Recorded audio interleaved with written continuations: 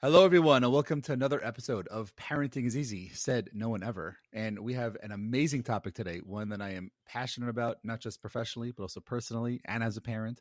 And I have an amazing guest that we are going to be delving into this topic in depth. And without further ado, I wanted to introduce Meredith, who is the CEO and founder of Carrots and Cake, which we're going to get into and how beneficial that's going to be to us listeners here to this podcast. But a little bit about Meredith. She is a Yale grad, journalist, and mother of two wonderful little girls. She has worked around the world in both New York, London, Dubai, Southeast Asia. And after witnessing how hard it was for her daughters to disengage from all their screens in general, Meredith wanted to achieve a more balanced approach to technology. And therefore, she decided to come up with Carrots and Cake, the #1 parental control learning app that helps kids build healthy screen time habits and allows parents to say goodbye to screen time tantrums. And honestly, that last line is the part that I'm most excited about. But without further ado, Meredith, thank you so much for joining us today. Thank you for inviting me. I'm really happy to be here. So let's get right into it regarding what this app is. And I guess the place to really start with it is where the inspiration came from. Obviously, there is a need to figure out the concept of a healthy balance, but people don't usually see that until they see a personal need in some way, shape, or form. So where did that inspiration come from for this app, and how have you seen it get off the ground to where it is today? Sure. Well, I don't want to take full credit as founder because I started the app with my husband, my co-parent, and he and I have always been very interested in education, and we wanted to try to elevate our kids' learning from a very young age. And I was always trying to be super conscientious of modeling good behavior. So when they were young, when they were babies and, toddlers, I tried not to have them see me on my phone too often or a device too often. I didn't want them to be the kids in the restaurant who were like grabbing for the phone. And that was the only way that I would be able to keep them calm. And in no way do I want to say that I'm against technology. I think technology is great. I think it's super beneficial for our kids. But like you said, it's really about figuring out a way to achieve balance. And when COVID came and we were all, told to stay at home, schools shut down, at least for my kids, everything became stay-at-home learning. That was through video. How old are your kids? My kids now are 8 and 9. So at the time they were like 5 and 6. So I sort of had like a kindergartner and a second grader.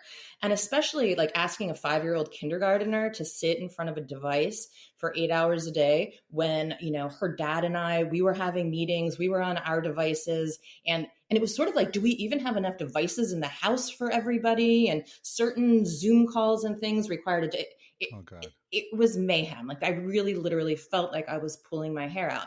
And then of course, after they sat in front of the screen all day, in order for them to socialize with friends, well, that was going to be online. Playing games, that was going to be online. Where we were, kids weren't even allowed into parks. So everything really became super home-based. Brownies, Girl Scouts, all of these things became online activities. So we had actually started developing the app before that. And we were really thinking of it in terms of learning at that time and how can kids maximize their learning. But once we saw them, our daughters, who were like these lovely, well-behaved, happy girls, be exposed to devices for such long periods of time, we saw that when we said, okay, girls, it's time to get off. You had your 1 hour of fun. Now we have to get ready for dinner. They just started throwing tantrums. They were too young to have the self-control to put these devices down. And when we asked them to, and, my husband and I would get like increasingly upset and why are they not listening? And then you start shouting and then they start shouting and the whole, tensions are so rife. It became a mess. So that's when we realized, well, actually, Carrots and Cake, this app that we're developing, is going to be able. We have the perfect opportunity to talk to teachers, doctors, scientists, and really, get to the root of these screen issues and how we can better support parents, kids, and families in achieving balance and self-control. It's amazing. So I think the two things that I'm sort of taking out of what you're saying is, first of all, the app is not just about the kids, but the app is just as much about the parents having the concept of the balance as it is the kids having a concept of the balance. Yeah, you're absolutely right. So in a lot of ways, they're, every parent is trying to give their kids, the best experience growing up. And when you can give them these expensive devices to get onto that have unlimited resources, a lot of people think, that's terrific, but you do have to make sure your devices are age appropriate. And while a lot of the, experts out there will say, okay, for this age, no screen time, for this age, 1 hour of screen time I think parents increasingly find those parameters are really hard to stick to. And then when you're told on top of that, the best way for you to know how, your family, how it will work in your family is for you to monitor your child, to stand behind your child, to see what your child is doing, what they're on. That makes it almost impossible, because I think every parent values those kids' screen time as being some of the quiet time where parents can get work done, where parents can, cook dinner, when parents can have an adult conversation, where parents can maybe sleep in a little bit longer on the weekend. So using carrots and cake helps parent understand how to balance the screen time between, the learning things. So, your child's getting a beneficial time online and also having the fun as well. So you can start to hand over that device and feel guilt-free about it. You don't have to feel like you have to monitor them constantly, because when you download the app, you're already setting it up in a very safe way for your child to experience the digital world. So the way I'm understanding it, and looking at it a little bit, before you and I even met, is when you're giving the device, and this is something that can be downloaded on much any device at this point. Well, no, we're only on Apple at the moment. We're only on iOS devices. So iPads and iPhones. And it can also be a shared device. So it doesn't have to be that your child has to have their own device. You could share a family iPad or something if that's what you're using. So when the child is given the device, they have to sort of go through a level of a certain amount of time doing a certain amount of learning apps, and then once that's done, then like the next level opens up. Can you just clarify how that works exactly? Exactly. So Carrots and Cake is basically a platform. So you use it. The carrots are the tasks that you have to do, the learning activities, and when you think of learning, you don't have to think of it in a super traditional way. It doesn't have to be reading and math. It could be something that sparks joy in your child. So maybe that's coding, maybe that's arts and craft. It could be their violin lesson. You can have it set up so it's their homework app or a homework website that the child does.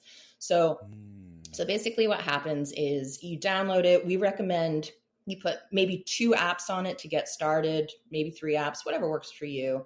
And we also recommend apps to people. So, we independently test these apps. We try to find things that have a high cognitive load, that aren't delivering instant gratification and high dopamine hits to kids. And we can ask parents, how old are the kids? What are your parameters in that? So a lot of it has to do with, we want to make sure, because what a lot of people don't understand is, basically anybody could call themselves a learning app, and then everything they report is self-described by the app. So, parents who don't have a ton of time to test all these apps out on themselves can inadvertently buy something that's not really learning, but it's much more gaming. So what we're looking at when we're evaluating the apps is how interactive is it for the, for your kids and the platform that they're on. Is it something that, grows with the child? So sometimes, with these machine learning apps, as your child, scores, better and better every day, it gets a little bit harder. So it's constantly pushing the child just a little bit more to expand their learning. We want to make sure it has a high cognitive load. So what that means is the child doesn't just, press a button and get an instant reward. That would be associated with dopamine levels, which is a buzzword that gets thrown around a lot. And one of our goals is to try to balance the dopamine levels. So the carrots are low dopamine activities. It could even be a logic game, a puzzle, a game of chess, something that the child has to work toward to get to achieve an end goal. And then once they do the apps that you've selected and the time you wanted them to be on those apps for, it could be, say, 15 minutes per app. I'm sorry, what I should have said at the beginning is basically the experience for your child will be they open up the iPad, they turn it on, and everything on that iPad is going to be locked down. The only thing they're going to have access to are those learning apps that the parents selected. So that also means they're going to be learning distraction free. They're not going to be getting pop-ups and advertisements and emails and, notifications, text messages from friends. Right. It really allows them that quiet time to think and to concentrate and to focus. Then when that time is up, then the rest of your device unlocks. And that's when they have their cake time, which is their fun time. And that's when, they can go on the entertainment apps. They can play their games. They can go on Roblox. The parent still sets the amount of time that they're allowed to be on it. So there will be a cutoff, say 45 minutes, an hour, whatever works for your family. And then also within that cake time, we've already set it up so there's no inappropriate material that the kids are going to see. We always block the app store, so there's no way they can download something or delete Carrots and Cake, which is something that a kid might try to do. But I like to liken it to you're taking your daughter and your son to the playground. The playground has a 12-foot wall around it, and you just let them run around. You let them have fun. This is when they can, experience their agency, make their own decisions, experience their own freedom, and not feel like, they're being micromanaged or helicopter parented. And we find that helps the relationship between the parent and the kids. So on this carrot part, it sounds like, there obviously is a very big learning proponent to it, which is the carrot. Now, is that something that could be connected to, let's say, a school app where you could see homework and all stuff like that? And is that something that, you're also saying could be certain types of games that involve certain type of brain usage that would be low dopamine in that sense? What's that parameter, and how does a parent decide what to pick, or is that completely up to them, or is there recommendations given? Well, number one, it's completely up to the parent. And yes, as long as something is available in the App Store, then you can use it on Carrots and Cake. And we've also just recently introduced a component where you can set up certain websites too. So maybe your child's homework assignment generally comes from a website that doesn't have an app. So in that case, if you're at work and your child gets off the school bus, runs into the house, grabs a snack, and the first thing they're going to do is turn on that device, you can know, even though you're at work and you're not nagging or yelling or prompting them, that the only thing that they can open at that time is, say, their homework app and their piano lesson app. So even though you're at the office and you're not watching them, that they're doing something beneficial. And then they are going to still have their fun time. And like I said earlier, on our website, and also when you're downloading the app to a smaller degree, we ask you a few questions so we can kind of determine, depending on what your child's age is and what their interests might be, apps that are appropriate. And we tried to divide them up into categories that maybe you only want an app that costs no money, the things that are free, things that don't show advertisements. Maybe you're looking for things in a STEM category or arts and crafts. Maybe you have a child with learning difficulties, so you're looking for something that supports speech therapy or kids with autism and ways to get them to focus more. We try to have a lot of, we call them learning lists, for parents to decide what they might want to do. But again, it's completely up to that's up to the parent what they want to set up. So I want to talk more about this, like balance and creating that healthy balance, both regarding the carrots and the cake, but I think also between on screen time and off screen time. And, you mentioned before the concept and roll my eyes when I hear people say, well, experts say, okay, but experts might be talking about kid A, B, and C in this type of scenario, in this type of home environment and geographic location around the world.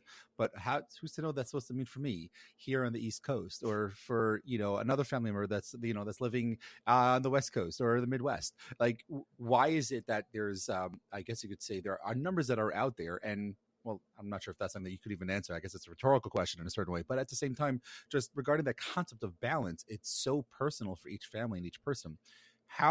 What would you say, and to a parent that's approaching you regarding that struggle of that parenting balance of screen time and non-screen time? Yeah, well, I would say it's definitely a challenge. And one thing that is kind of universal about the experience is it does seem that all kids around the world want to be online, and they want to be online for as long as they possibly can, as long as they can get their parents to let them do that. Just like when you eat your food, you want to have a balance on your plate. You want to have some protein, you want to have some vegetable, you want to have dessert at the end.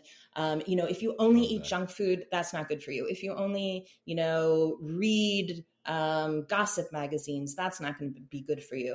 In the same way that if you're online and you're only on social media or you're only on Roblox, that's also not going to be good for you. So what you really need to do, and we've been seeing so much trouble with kids that are spending too much time online, that they're not getting enough sleep, that it's creating anxiety, that the numbers of depression is getting higher and higher. Social issues.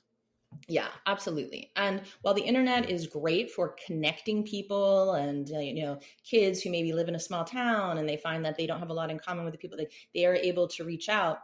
What we need to realize is that the internet, these apps that the kids aren't able to put down, there's a science behind what's going on there. It's not that your child's not listening to you, your child's being bad, your child's misbehaving.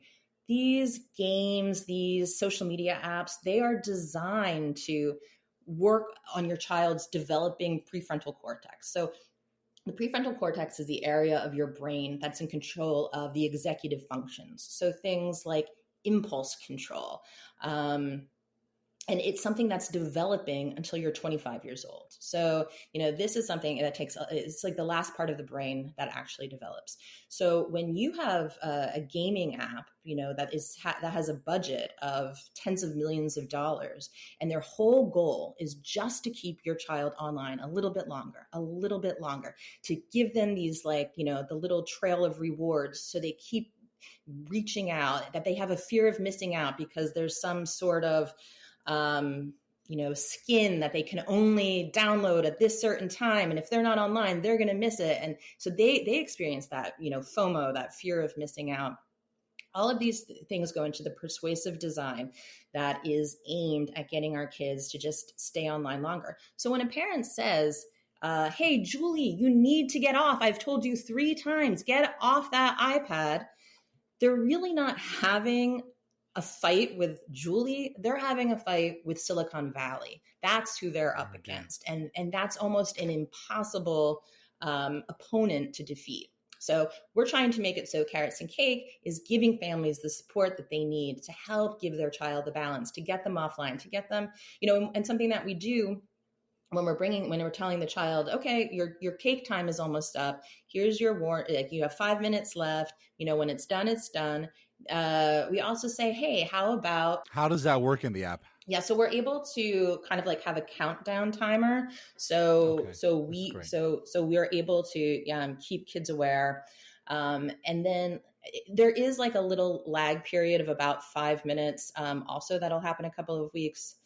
Because I think we all know what it's like when kids are saying, I'm almost done with my game. I'm just about to win this game. I can't get off just now. I just can't get off now. We want to make an allowance for those instances also. And we have to be conscientious that not all the kids using the app can even read. So we need to give them a visual cue.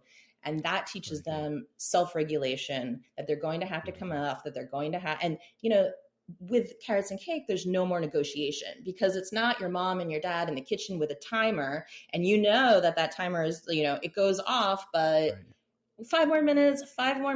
And as a parent also, you're like, oh my gosh, I would love 5 more minutes of silence also. So often when a parent is trying to do it themselves, 5 minutes becomes a half an hour, becomes another hour. You fall into this rabbit 100%. hole. So we Yeah. give kids some cues that they're going to be coming off, and then we give them ideas of, hey, why not, here's a craft you could do when you get offline, or why don't you go outside and try this activity, or we try to divert their attention a little bit, so they remember that there's lots of fun to be had in the world that doesn't involve a screen. Right. Yeah. I'm thinking of, like, as a kid, if someone, if I was watching TV and the power went out, you just like lost whatever you're doing. And there was no getting that back, whether it was a sports game or a TV show or something. You lost it. Like it was gone. And, yeah. I can remember like when those special news reports would come on and you're like, what? I don't care what's going on in the world. I want to watch, I don't know, Different Strokes or Sesame Street or, whatever it was back then. So so I think we, as parents, we can all relate to that. I might even go as far as to say, if you haven't experienced that as a parent, you either still have an infant or you're not a parent. So Right. I think it's something that we all struggle with. As you were talking about the numbers counting, I'm thinking about going back to the microwave and putting in another 2 minutes or something for my kids, so that they can sort of, yes, have more time. Because like you said, I think I would love to press snooze for 2 more minutes on the alarm clock before I get up in the morning. And, I would love to have 2 more minutes of quiet time. And who doesn't want to get that? Yeah. In this countdown that comes up on the screen, is it like, could also be like color coordinated, so those kids that can't read yet are able to sort of see, hey, like getting to a place where it's going to be shutting down and something, so they can sort of see that visual as well? Yeah, we do. We try to have it so like so you can see like an hourglass that's running out of time, so they understand what's going on. In the future, as the app continues to grow, certain things that we would like to do is like maybe in those last 5 minutes is like dim the colors, make the sound not quite as loud, so the screen's less engaging for the child, and it makes like all of these things help 100%. The kid come offline. And also like how we know that kids are always like behave worst for their parents. You always hear the teachers saying, oh, Hector is like the most, well-mannered, polite, smart boy. And you're like, is that my kid they're talking about? But when they leave the house, they behave better. So when you take the parent and those emotions out of the equation of how long the kids are getting to spend online, it makes it much more beneficial for both the parent and the child, and you're not having those fights. Yeah, and I think to your point as well, you were saying regarding what parents are fighting against. It's not necessarily they're fighting against their kids. It's fighting against the games. It's fighting against Silicon Valley, where these games are made. And for parents to realize is that your kid is not ignoring you for the most part, and it's not them saying no to you. They're not trying to be defiant. No kid is going to look up, if they had, a truth serum and say, "Mom, I want to disagree with you. I want to say no to your face." It's not what they're trying to do. I think children are creatures of habit, and they want to have structure, and they want to be happy and healthy. Unfortunately, because of what is stigmatized in the brain based on what these games are, and we're not here to knock these games and say they're horrible games. No, that's right. For there to be a structured with it, I think is so vital. And another part of this, and I want to sort of turn this conversation to the parents aspect of things. So we were talking a lot about the kids and how there are things and this wonderful app and for everyone that's listening to this, we'll have a promo code at the end that will be beneficial to all of us when it comes to using Carrots and Cake. But I want to turn this to the parents aspect of things. And I guess the concept that comes to mind is practice what you preach. And it's very difficult because obviously with how things have changed over the past couple of years through the pandemic is we unfortunately have to be on, and not just on devices, but we have to be on for work a lot more than, a 9 to 5. And, I come home and now I'm home. So it's more constant. So the concept of just needing to be connected is a lot more for parents. And I don't think it's anyone's fault in that sense. But at the same time, there's a certain level of, hey, you have to get off your device because you have to do A, B, and C. And, a lot of times kids can go ahead and say the same to parents. Yeah, well, you're supposed to do A, B, and C and you're on your device. And the parents' very legitimate answer is, yeah, but I need to answer my boss because he needs something for tomorrow morning's presentation. Okay, well, I just want to get that shield because if not, then I won't be able to play tomorrow. And it's the same exact argument, just from two different places in life.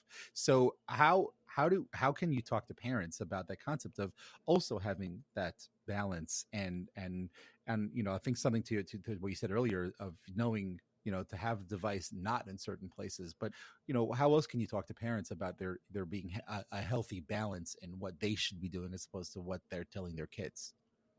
Well, you hit on a bunch of terrific points right there. So, number one, I want to go back to what you said at the very beginning, because I want to make sure parents are just not feeling Yes. guilty. I think there's so much in life that makes us as parents feel guilt, feel like we're failing, feeling like we're failing ourselves, we're failing our children, we're failing our family, and we need to know that when our kids are not listening to us over these devices, they're acting almost exactly like they're supposed to. They are being kids, and they are, these things are hitting them in a way that they really are almost powerless to control. So that's why we have to support them as much as we can. Now, on our website, carrotsandcake.com, we try to have a lot of resources to help parents, figure out this maze, because, I, for one, know I'm busy with a million other things in life. My whole life isn't like screen time and my kids. I don't have a whole lot of bandwidth Pardon the pun. to pay Yeah. attention to that. Well, I do, because it's I do because it's my job. But for a regular parent out there, and they know it's important, but like, how much time do they really have to invest into that? So on the website, we have loads of experts, scientists, psychologists, teachers who give parents pointers. And, like I said before, we also try to point parents in the direction of certain apps that, we find can be very beneficial for the kids, and we recommend them to the parents. But you brought up one thing about modeling. And modeling behavior is, what does the parent do? Because, our children are watching everything. They've got these eagle eyes, and they're like the best negotiators and debaters. It makes it really hard to have an argument with them sometimes. So when you go to the point of, we as parents need to be on our computers and our phones, because, we're not off the clock just because we're back in our apartment or back in our house. Yes, it's important to put your devices down, to maybe have, I would say, when you're telling your child it's time to come off, but I need to be on because I have a Zoom meeting with my boss, or I have, kids do need to understand, and they do understand, that there are different rules in different places for different people. So one rule might be happening in your house. When they go next door and play with, Luke and Sally, their parents have a different rule. When they're at school, there's a different rule. When they're at soccer practice, there's a different rule. So don't underestimate the fact that your kids do understand that there might be a difference between what they're doing in their online experience and what you're doing to pay the bills and to put food on the table. Just to add to that, I want to add one thing to that, and I love the way you said that. Sure, please do. I think also is when and where and how the delivery of that conversation is happening. When your kid is having a tantrum right then and there, like, that's not fair. How come you get to be on the tablet? And, to say to them, well, Sally, right now I have to prepare for a meeting with my boss, and you have to go take a shower, and instead of, and play, not the best time to have the conversation where it's actually going to be internalized. And I think knowing and having the awareness of when and how to have the conversation, most of the time away from the event, that's when you'll have that everlasting and meaningful conversation in that. Yeah, that's 100% right. And when you join Carrots and Cake, one of the first things we do is give parents a digital cheat sheet. And this is what we call an ability to create your family plan. And you can kind of it helps you figure out what are the points that are important to our family. And I would say, first and foremost, if you have a spouse or a co-parent, or, maybe the grandparents are a main caregiver for your kids, whoever those people are, those adults should have a conversation. They should all be on board as much as they can, because you want to be able to support each other. If the adults are undermining each other, then the effect on the kids is going to, it's not going to work. But we try to give you points that you can think about. so that the adults can figure out what works for our family. And then you can sit down with your child and say, okay, we think this. What do you think? Why do you think that? We think as a family, these values are really important to us. And this is what we think is a good amount of time to be online and to play our games. But this is a good amount of time to like do some work and do some learning. And, these are it's also important for us to go on a family picnic. It's also important for you to play a sport. It's also important for, you to go over get that time that's not in front of a screen as well. So you're right. These conversations are things that should be had when you have a clear head, when you have time to think about it, not when you're in the heat of the moment of that fight and that tantrum and the screaming and, everybody's at their wits' end. And knowing these things ahead of time will also help you stick to your guns when you're in these moments with your child. And you can say, hey, Margot, remember when we talked about this? Remember when we agreed on this? And of course, it can be challenging. And I'm not saying these techniques are going to work 100% of the time, especially when the kids are younger and they have less control of their emotions. Right. But, the more you do it, the more you reinforce it, the more consistent you are, because as you alluded to earlier, kids really do desire structure in their life. And when they know and they can plan for things and they know, lunch happens at this time, homework happens at this time, playtime happens at this time, bath time happens at this, when they can depend on these things, they are creatures of habits. That's a very good point. And, to that point also, you made me think of something that I use in my therapy room a lot is we want to be more like palm trees instead of pine trees. In that, we're able to sort of move around a little bit, understand that there's a flexibility in what it is that we're doing. And parenting is no exception, is no different than that. Pine trees, as nice as they are, and maybe all year round, but there's there's very little give that they can give regarding their structure. And I think when it comes to parenting is to realize that, and that's okay. And if things are not going to turn out perfect, I don't think there is such a thing as perfect parenting, hence the name of this podcast. So I think it's so important to realize that. And it's amazing to me how all discussion that I've had here and countless ones that I've had in my office as well, and even with my own wife, comes down to communication, like you said. And I think that's probably, I guess if I had to make a list right now of my top 3 tools to have as a parent, number 1 would have to be communication.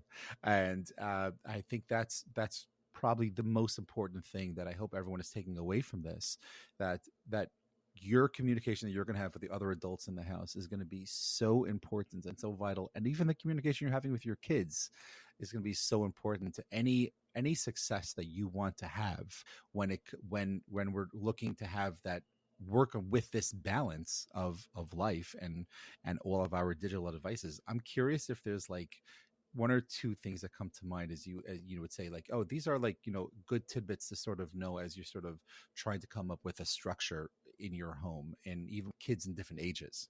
Yeah, sure. Exactly. I mean, what you were saying earlier about the pine trees reminds me of that saying people use a lot of the time, and I'll probably get it wrong. A failure to plan is a plan to fail. So even if, we all know, we can look up a Surgeon General report. We know that there's issues with screen time. So maybe there's not issues in your home right now, but maybe it's still a good idea to have a conversation and figure things out before there can be a problem. Because you're right, kids at different ages are going through different stages. Children in the same family, brothers, sisters, like they experience things very differently. And one challenge a lot of parents have is when you have an older child and a younger child, as you give the older child more freedom, that younger child wants it too. They want to be part of the gang. They don't want to feel left out. Nobody wants to feel left out. So it's good to have these discussions and always be ready. I would say, like, universally in homes, like a good idea to have when it comes to screens is like have some hard and fast rules. So no screens at the dinner table. Make sure everybody is present and intentional and coming together as a family when you're having your meals.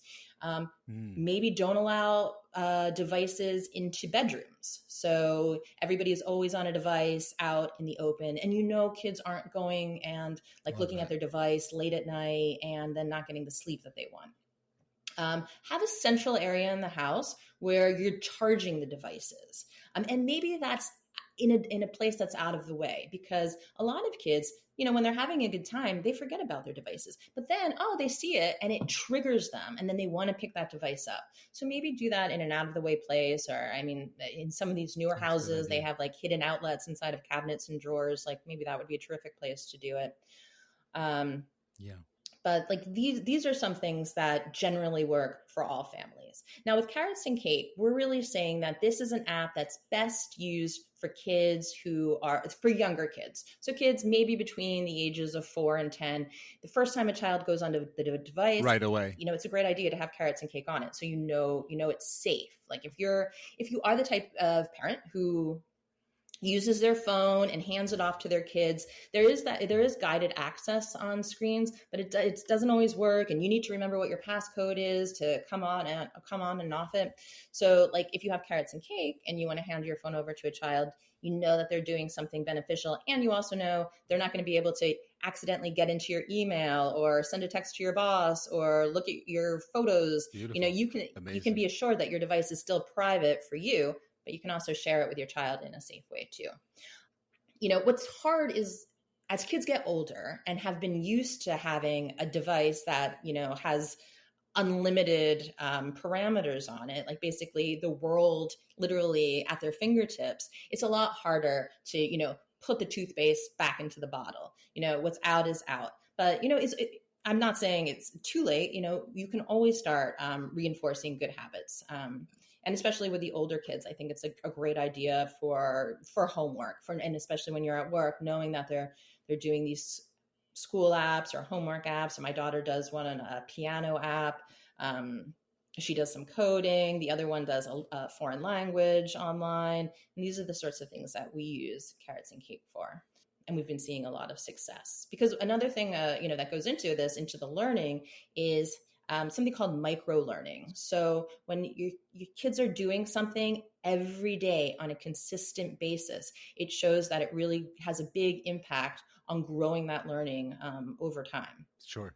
That goes a very, very long way. And I think, just thinking about that, so many different parts to this, I want to put it out there that there's going to be times that you're going to feel very overwhelmed, and just figuring things out is hard, and embrace that, and that's okay. There's nothing wrong with that, and I think there's a learning when it comes to all aspects of parenting, and I think devices are no different. And I think there's so much that we still need to learn, and there's so much that we can continue to grow with when it comes to the concept of working with these devices. There is no one answer that fits all. In the same way, Carrots and Cake is there to be customized for each family, and then each kid within each family, the way each family is going to deal with any sort of device, and the way they're going to deal with conversations around the dinner table or other activities, I think is just as important to be noted. That it takes work, and it's not something that it's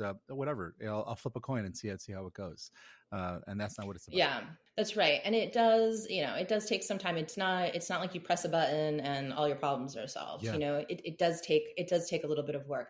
Another thing that we do to try to help support parents is a lot of us have, we maybe know the games that our kids are going on, but we don't really know the intricacies of those games, or how Roblox works, or how Minecraft works. So what we do is we'll occasionally send an email to parents and say, hey, we noticed that these are the apps that you have set up for your kid. Here are some questions that you can ask around the dinner table that really are structured to get to the root of or what they're doing, shows that, you do have some understanding and some knowledge, and, they're not just going to laugh at whatever, superficial question that you're asking. That's awesome. But it can really help trigger a deeper conversation and help parents and kids, interact, in that common ground. I really want to emphasize that I'm not at all saying that technology is bad or these games are bad.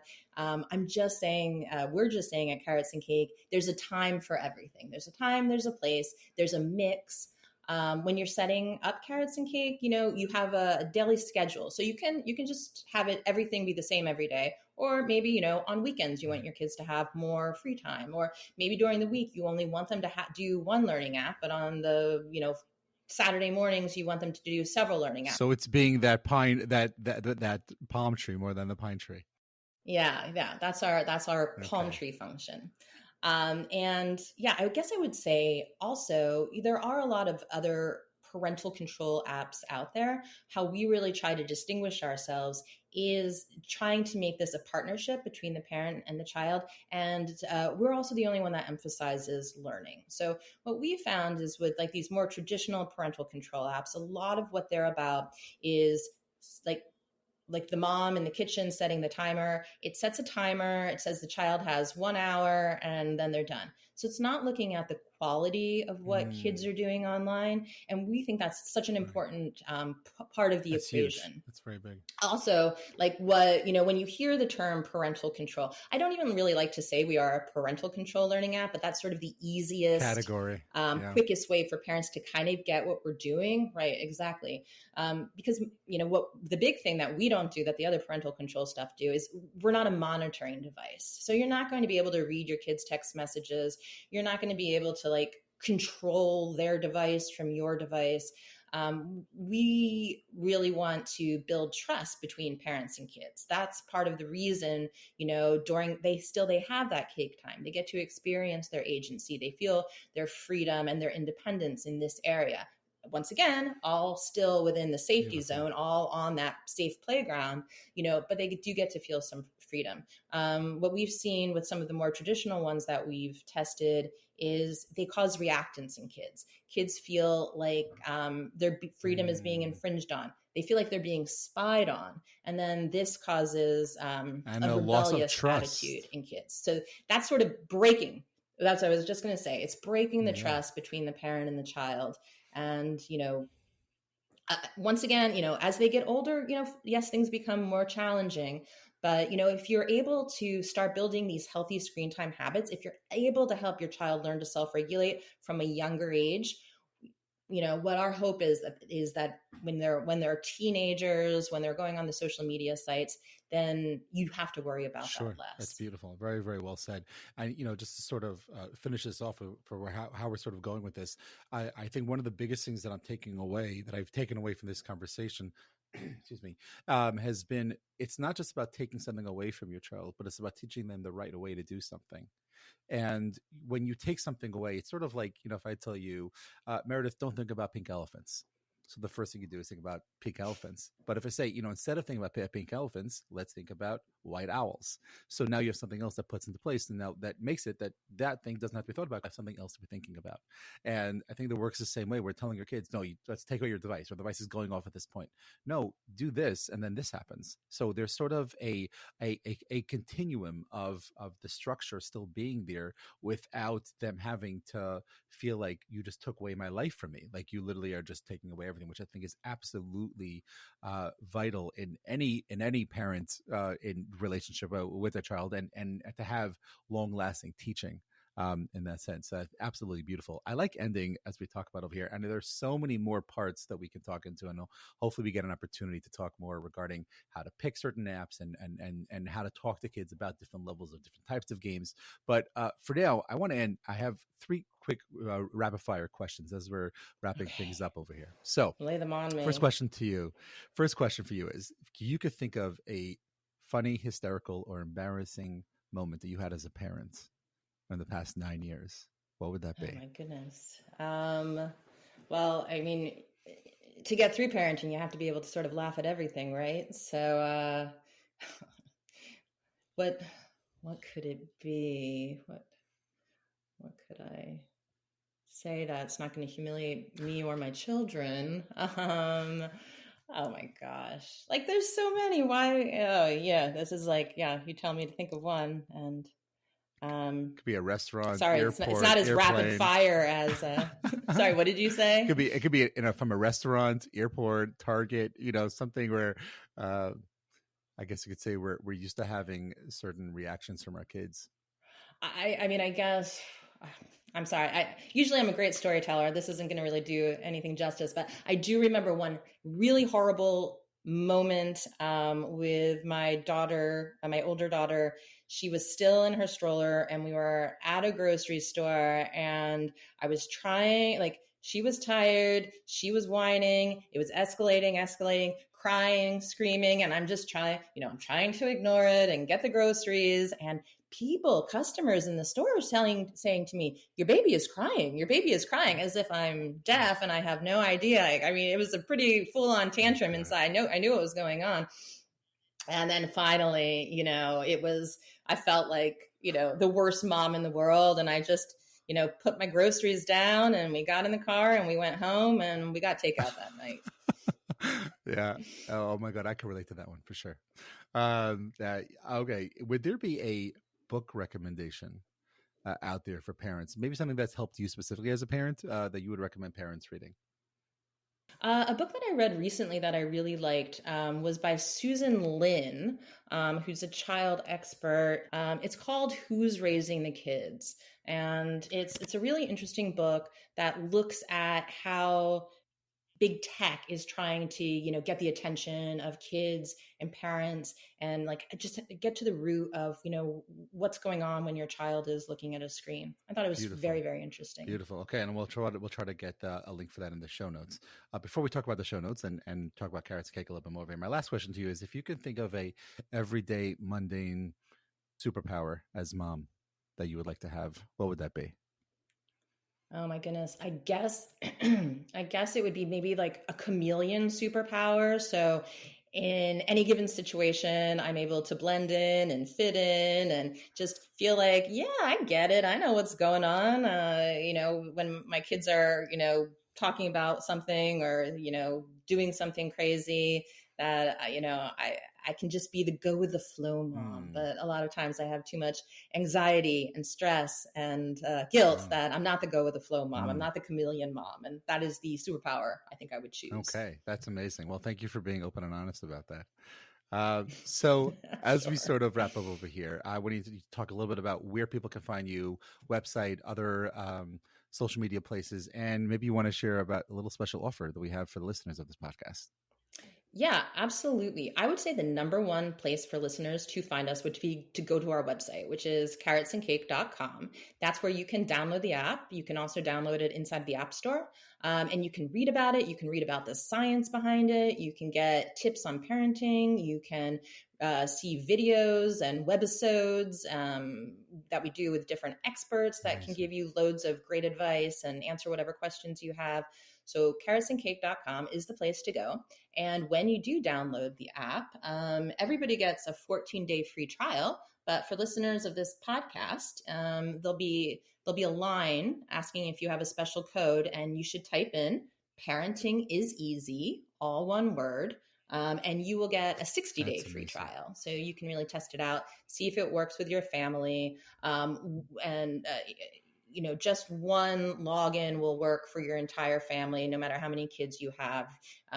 You set it up once, and then after it's set up, you go into like the parent, whatever they call it, like the control board, admin. Or you go into the parent settings, and it'll walk you through how to set up additional children onto the account. Okay, also. And we will post that, and we post a link. We'll post our social media link and also the promo code in the show notes.